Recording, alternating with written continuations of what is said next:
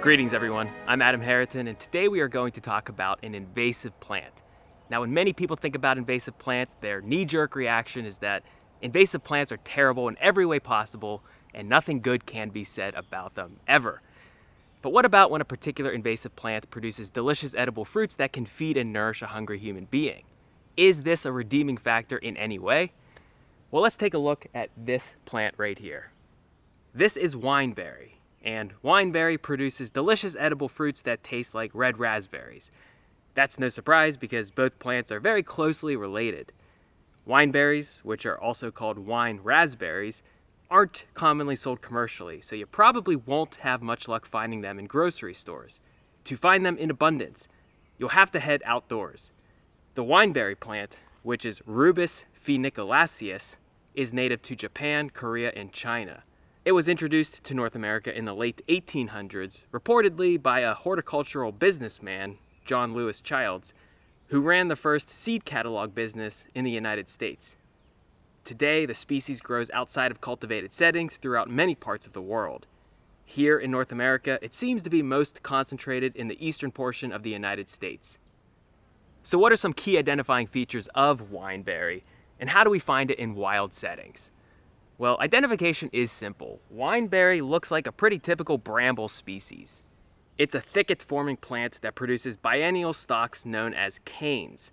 First-year canes are vegetative, meaning they don't produce fruits, but they do produce leaves. Second-year canes are reproductive, so you will see flowers, fruits, and leaves on second-year canes. Both first and second-year canes are distinctive because, in addition to containing sharp prickles, which most people call thorns, the canes contain glandular hairs. These hairs aren't prickly like the prickles, they just feel hairy. Some of these glandular hairs are greenish, but many of them are purplish red in color. This is where the species epithet comes from. Funiculaceus refers to the purplish red hairy look of the plant. Leaves are divided into 3 leaflets, and the undersides of the leaflets are white to light gray in color. Now, in my opinion, the easiest time to find and to identify wineberry is during the fruiting season. Where I live in western Pennsylvania, this occurs in July, right before the blackberries ripen. Immediately before the fruits appear, you will see these bristly structures. And when you see these structures, you might think that wineberry is a carnivorous plant. Now, sometimes you'll see insects stuck to the glandular hairs on these structures, but wineberry isn't known to be a carnivorous plant. What you're seeing here is a collection of sepals covering the immature fruits, and the collection of sepals is known as the calyx. As the fruits ripen, the calyx opens to reveal the fruits. These fruits are a beautiful red to orangish red color. They're shiny, they're somewhat sticky, and they're each about 1 centimeter wide. When you harvest a wineberry fruit, a yellow to orangish yellow core is left behind, and the interior of the fruit is hollow, similar to how a red raspberry or a black raspberry is hollow. Now, how do we find wineberries? Where do they grow? Well, the species Rubus funiculaceus grows in a variety of habitats here in North America, so it's difficult to pinpoint its exact habitat preferences. It certainly likes disturbance, so you'll often see it alongside trails and roads. I've encountered many different populations of wineberry over the years, and around here in the Northeast, Mid-Atlantic regions, I've noticed some trends. What I've seen around here is that wineberry likes to grow in moist, well-drained habitats near or within rich woods characterized by moderate to high fertility. I typically see wineberry in valleys or on slopes leading down into valleys, most often within the vicinity of streams and creeks. And again, because wineberry likes disturbance, I see the plant growing along trails that cut through these ecosystems, or along the edges of these ecosystems, or along the roads that traverse these ecosystems, or in recently disturbed areas within these ecosystems. And in the latter instances, this includes areas where trees have recently fallen and an abundance of light is able to penetrate through to the understory.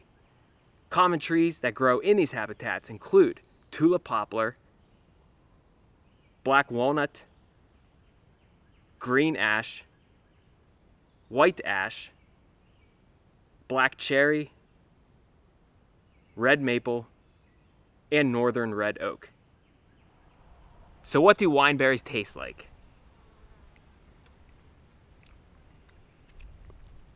To me, they taste like tangy red raspberries. Maybe a bit sour, but not off-putting in any way, at least to my palate. And I think they're delicious. Now, beyond taste, I love foraging wineberries because the quality of the fruit is typically excellent. It's firm, it looks good, and it's rarely moldy or mushy or inferior in any way.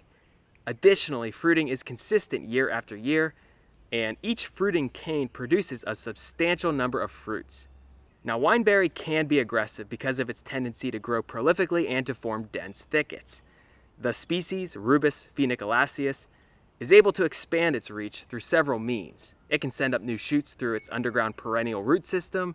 It can grow new canes from the tips of existing canes that bend down and touch the soil. And its flowers are capable of autogamy, or self-fertilization. So the flowers don't always require the assistance of insect pollinators in order for fertilization to take place.